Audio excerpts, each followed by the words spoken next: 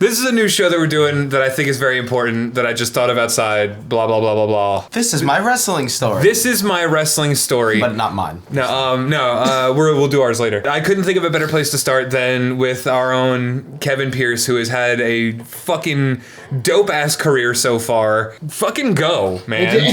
What's up, dude? I've been doing it for about 10 years now. Done everything from commentary to production to ref to manage, and had a blast doing all of it. Like, no matter what seat I fill, they all seem comfortable. I'm sure there'll be many collabs in this fucking in this little list we're gonna go through. But show some of your I'll show you the very first promo that I ever cut. Yeah. Show us where it fucking started. It was the day of a training show. So every Thursday he would just promote a show, free attendance, all that stuff, just so the boys could work in front of a crowd. And Mr. Hughes, who was the trainer at the time, he was like, all right, everybody's going to go up and do one promo. You have 60 seconds and one take. I hadn't planned on doing one because I had just kind of become the GM type thing, but I was on commentary with Mr. Hughes, so I was like the heel character. There was like a couch in the locker room, and I was just sitting on the couch, and he's like, all right, Pierce, you're up. And I was like, I have no idea what I'm doing tonight. The two guys, their names were K9, and he was going up against the Dynamite Pegasus. Ooh. Wow. Right. The old exploding horn horse. That motherfucker had the biggest shoulder pads on his entrance. No doubt. It was almost like in my head mentally, I went through the clip art thing. I just typed in K9 and just see what popped up. and that's how I cut my promo. I was like, okay, that picture looks nice. And then I'll put that picture in there. And hello, fans. I'm here, Hogan, and I'm live here at the WWE Court tonight. I'm being joined by WWE Court General Manager Kevin Pierce. You must have the question everybody else has on their mind, and that's why is Kevin Pierce smiling like he is? The answer is very simple. Pegasus? Got a little different look to you these days. Yeah, I was about 250 pounds at the time. Damn. You see, I went to the sickest dog pound I can find. You see, tonight you're not dealing with just a regular run-of-the-mill Labrador. You're dealing with one sick puppy. This cackle I do at the end is like, I never did it because I make a face when I do it. And this smile just might have to be surgically removed. Oh, that is very Brian Christopher. Very Brian Christopher. I always did it on commentary because, like, the first time I ever heard anybody do it was Lawler. At WrestleMania. Apple Tree. Exactly. And it was like during the Bret Hart Austin match, and Austin does something, and the fucking crowd comes up with it. You just hear Lawler go, "It's WrestleMania, baby!" And then he does this fucking cackle, and I was like, that cackle made that. You can use "It's WrestleMania," but just the hype behind it is fucking wow. So, fun fact: the background behind us is actually an 18 by 18 foot canvas that when the Blue Collar Comedy Tour, they had their like weekly television shows. Like the skit show, I guess. They did one that was about wrestling, and that was the canvas from that show.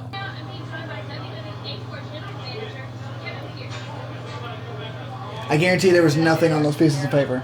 I was hell no. I was like, this needs to look fancy. Excellent. Now here's the thing. There's a lot of likes in this situation.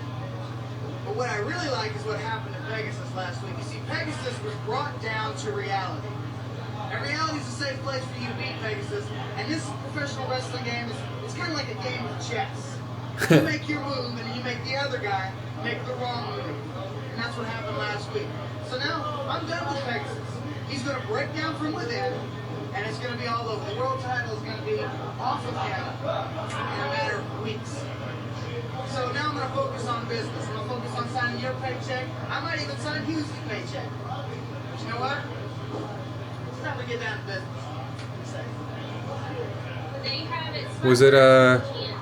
Was it time to get down to business? It was definitely time to get down to business.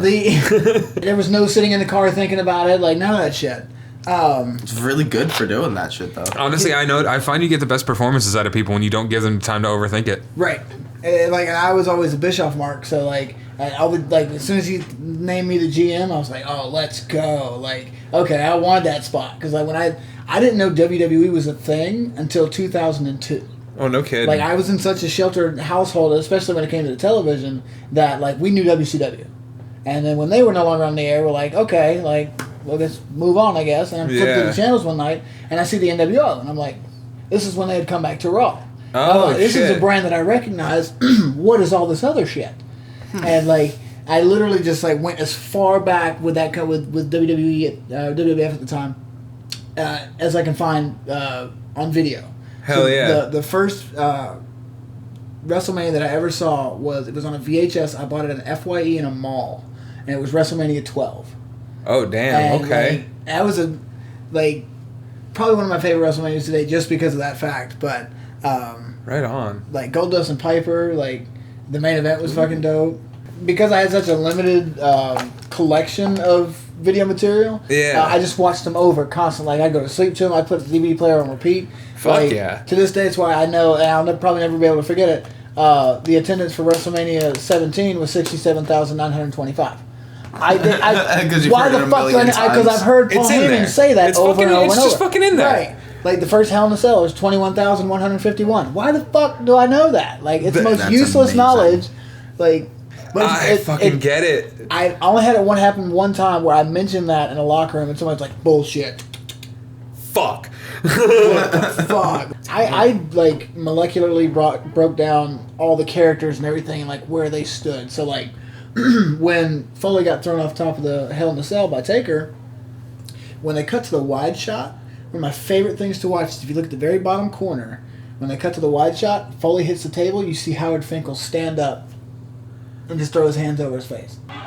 The fact that he did that with a broken foot, like, Taker? yeah, Taker's. I did not know that. Left foot is broken, so when he jumps up on the beam here, when he's striking Mankind, you can tell which foot is hurt because he literally puts no weight on his second foot. So Taker's foot's broken. Foley's shoulder's fucked up. Not yet. Okay. Him getting thrown on the table is what fucked up his shoulder. Oh, okay. So you see when he jumps, he's only on this foot here, so I believe this is the one that's broken.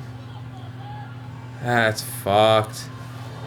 And so, like, the year before with Shawn Michaels and Taker, the top of the cell was held together with metal ties that you literally have to have a tool to sit there and tighten. Yeah. and I know don't exactly just what you're come off. talking about. For some reason, somebody decided to switch those out this year with zip ties, which makes no sense because they hold zero weight.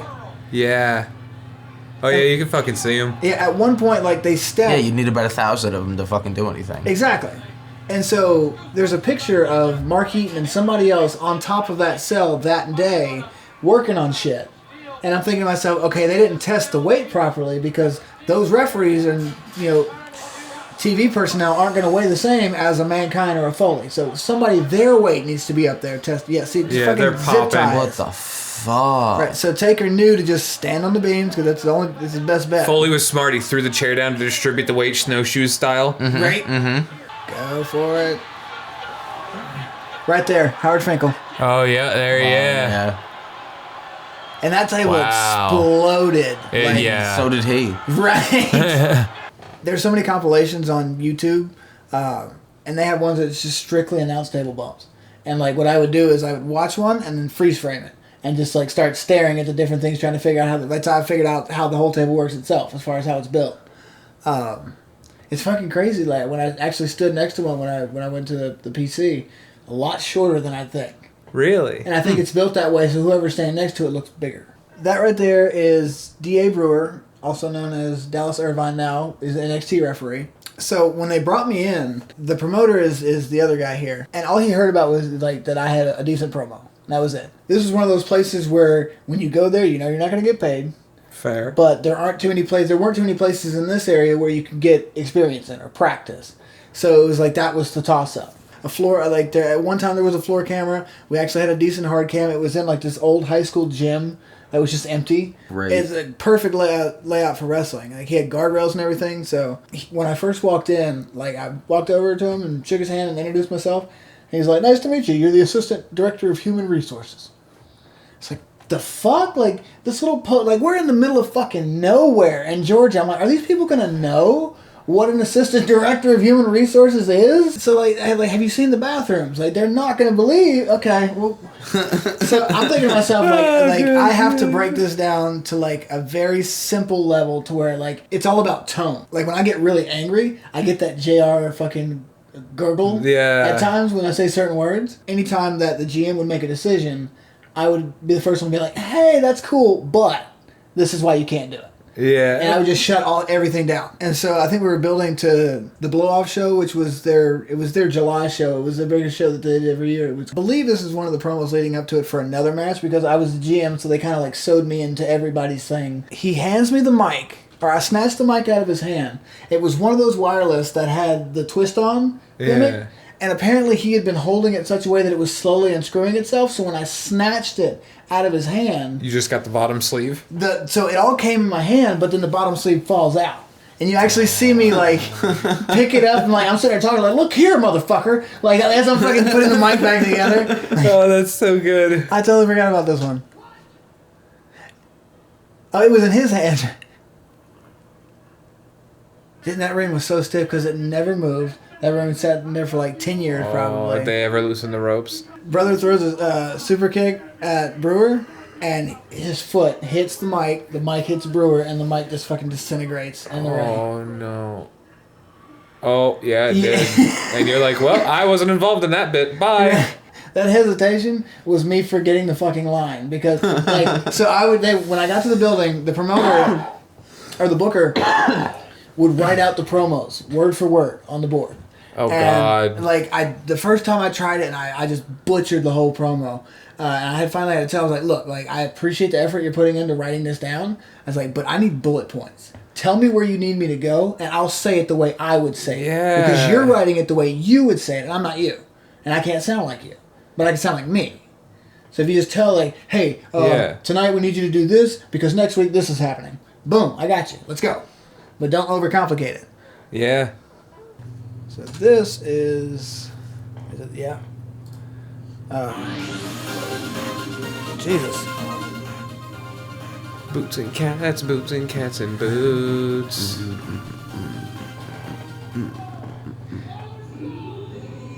Yeah, this is before we updated everything, but they had the fucking vinyl slouchy aprons. And this is a club in Charlotte. It's called, it had many different names. At the time, I think it was like Escapade or something like that. Yeah, this is before they got like guardrails, and it had a PWG vibe to it at one point. Yeah, it definitely has that look. Hey, there's Josie. Holy shit. Hey! See, why are you there? Like, move. Yeah, what are you doing? Go. Move. What was his job even? He was supposed to be security, so I don't know why he was... What the fuck was he securing? The fact that nobody could see the action? Exactly. Yeah, they had like this really long rivalry at PWX, like with strap matches and a whole bunch of other shit. Oh, no shit. And this was like the big blow off, and they incorporated all of their other matches into this one match because I think this was no holds barred. Because like, how can I get in between the camera and the people? You see, I'm just like, bro, just... Yeah, breathe, man. But the cool part was where they set the hard cam in the background is the bar. The bar is actually built on a little platform, and you can actually stand in front of the bar and watch the show. Man, that camera's too close. Right. I should probably jump over there. And see, it looks like he's marking out with everybody else. Like, that's not your job.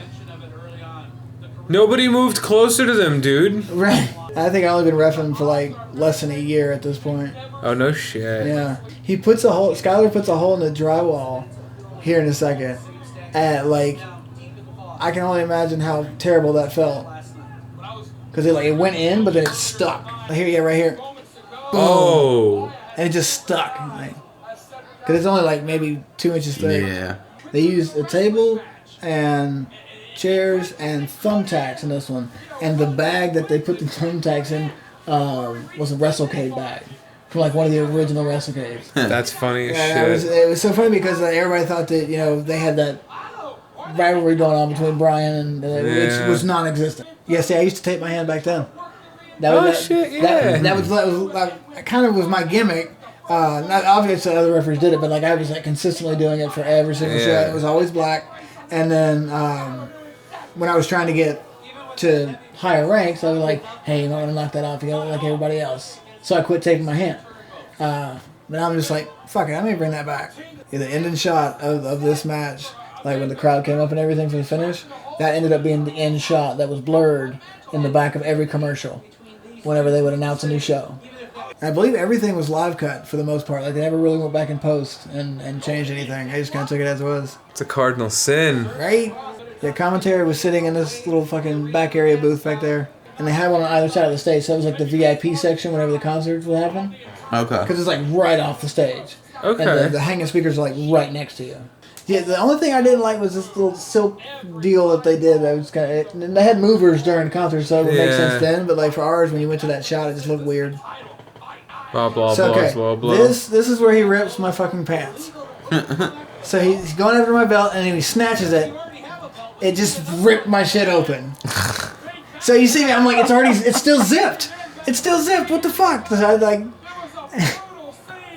So me and my fiance, she's sitting like third row back, and she literally looks at me, and we're having this whisper air conversation. I'm like, what do I do? She's like, I don't know. I'm like, fuck. Make sure your dick doesn't come out. Right. I was like, well, okay, this is so weird. And all I knew was to take my shirt out, and luckily my shirt like came down to here like it was a hockey jersey or something. Oh, okay. So Smart I was move. pretty good, but like I had nothing, and he ripped the button too, so there was nothing to hold it together. Oh my god. So he uses it on Manning for a second, and I'm thinking to myself the whole time, I'm literally looking at Joseph like, what do I do? And I'm thinking to myself the whole time, just don't throw the belt out of the ring. Just leave it in the ring. Just leave. I can't spend the rest of the match holding my shit together and try to count it. It's not going to work. So when I go to put it back on, they go into a submission, and I'm kneeling in the corner as I'm feeding my belt through my pants. So like, you give up? No? Okay. What do you say? What do you say? And I was like, so I immediately turned my back to the hurricane. I was like, if I have to like lean like that, I don't want my shit to be splayed open. Yes. So yeah, I think they even get it on camera when I. What do you say as I'm feeding my pants? Who do you say? How many balls am I holding out? Like when people ask me like who to look for when it comes to taking your time and doing stuff, I always mention Skylar. Oh, he's fucking. That was awesome. Yeah, it was. He told me later, he's like, I should have never done that. Like, Oh. well, yeah, because it needed directly underneath him. Oh. Fantastic. Do you see the camera guy? He's got his arm wrapped around the ring post as he's holding the camera. Just hugging it. Hey, if it gets a stable shot, I'll fucking take it. Okay, that's fair. No, honestly, you ready? When was this? What time of the year? July of... That motherfucker was hugging the post because it was cool. Okay, that's a good point. That building that's was hot. fair. It was No, that's really hot fair. in that Probably building. It probably All is right, very then cool. honestly, shouts to the camera guy for hugging the post. That's a good point. I didn't think about that. I always have even if it's kayfabe, I can kayfabe you a reason to do anything. Right. Maybe not book gunner. I always pop whenever I see a table like that. Usually at an indie show, it's usually like either like the smaller version, Yeah, a or door. like, or It's a a door. door. Yeah, like but to see like the TV tables, I'm like, all right, I'm here for it. Yeah, this doesn't break, does it? When they pulled out the It tables does. at DPW in Jersey, they got a chant for it that they were using tables instead of doors. Hell yeah, We got tables, not fucking doors. Yeah, that was the was it. actual chant. that is sensational. Yeah. I always thought the door was just like it's just easy. It's too cheaper easy. and there's no accidental hardware to cover It's yourself gonna with. fucking go. Yeah, as a referee, I enjoy matches like this because I don't have too much to remember. Like rules wise, there are none. Yeah. Yeah. Count to 3, motherfucker. Right, if you just don't pull out a Glock, we're good. Like, Oh, that's here we pretty go. much the only one. Get it. Bam! It's like nobody caught it. He went right through everybody. Yeah, Yep. what the fuck? There's like 6 of you down there. What if this tabled like this? Right, so you ever seen the spots when somebody goes to do like a sunset flip to put somebody through a table and their feet hit the table and somehow break it? Yeah. Somehow when Skylar hits a sunset flip, his heels just barely clip the table. And I was just like, oh, okay. Because then, so Manning thinks that the table's not enough. Gotta do something a little more. Oh, hell yeah. Oh, tax thumb. Yeah. And so for some reason, this threw me off so bad in the ring. I knew that there were going to be thumbtacks. It didn't even occur to me that there could be another variable in there, but he reaches his hand in there and he starts throwing the tacks on the table. They're solid fucking gold. And I'm like, that's interesting. Like, that's going to look really Okay. interesting in the shot. Oh my God. If I make, oh dear. Right here. Skylar, oh dear. Sunset. What? Oh no. Shit. They go into a cover after this one. So you're about to watch me, I literally sweep a part of the ring clean so I can count. Forgetting that I have 2 fucking hands. So I cleaned off the area I was going to count, but not where I was going to post. So I'm like, swip, bam, and I had like 3 of them in my fucking hand. Like I'd never. Oh. And I was so mad at myself because I'm like, you prepped, but you didn't prep. Like Yeah. Shoulders are down too. Oh yeah, you see, you immediately pick up your hand. I'm just Yeah. like, I'm holding my hand together like, fuck. Like, I popped so hard that commentary picked that up. Like, there's little details that like I really think add to a match. Here's one of the best parts of the match. They wanted to do a callback to the Montreal screw job. So he's about to put Jake in the fucking sharpshooter, turns it over, and then looks at me and goes, look, over there. Who's that? And I look over, it's the owner of the company, Brian Kambrowski. He jumps up on the apron, he's yelling at me, ring the bell, ring the bell. And the commentator, you hear him, you go, the fix is in, the fix is in. And then I don't call it. Maintaining your integrity. Exactly. So I don't call it. Mr. Number 1, George South, comes around the corner, yanks Brian off the apron, out, pops him. Like, one of the biggest pops of the night. It was so, Oh my god. Double underhook. And he gets beat with a pedigree. Center of the ring. 1, 2. He made it. It's kind of a thing. Yeah. It's been a thing That's a for a good while. shot. That's a good shot. Yeah, that end shot, when I ring the bell, that was the end shot of the commercial for years. So, like, That was fantastic. oh, so they didn't get it. The commentary saw it and called it, but they never got it on camera. Brian, there's the shot of Brian holding the title. Like, I'm not letting this go. And I have to go over to him and yank the title out of his hands to present it to Jake. That's And great. They didn't get it on camera, but commentary caught it. I was like uber broke at the time. So these shoes are the $10 Walmart gimmicks. I was just Fuck like, yeah, $10 Walmarts for fucking life. Right, so, but the problem is that the padding on the bottom isn't Oh, near so the all the tags. thumbtags that I stood on. Like, Oh, they were poking you just a tiddlywink? just enough to notice it, and I was just like, oh, That's all right. fucked. It was one of the ones where I saw that I was on it, and I was like, all right, cool, you know, because I knew the deal, but like I didn't realize that the crowd was going to react like they did. Like they really got into it. That's badass. You want to fucking we'll do a part 2? I'm it. down to do a Yeah. part 2 because Hell I'm yeah. fucking shot. Same. Time is it? Oh, it's 1 o'clock. All right, I'm Oh, playing damn. video games tomorrow. That's what the fuck I'm doing. This was fun. I appreciate it. Fuck yeah, no, I definitely want to pick up where we left off on this too, hell because yeah. like this shit's fun. This is all stuff we've never seen. Okay, cool. Like I had no idea that this happened 4 years ago. Yeah.